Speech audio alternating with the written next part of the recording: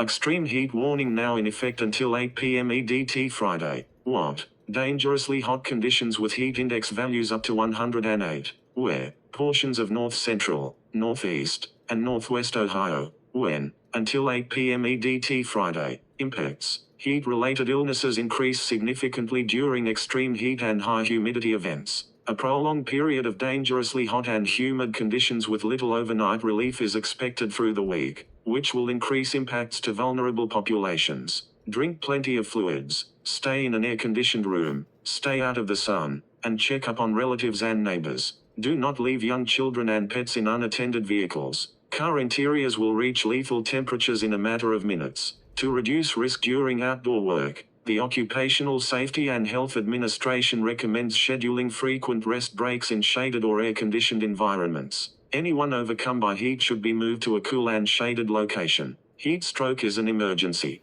Call 911.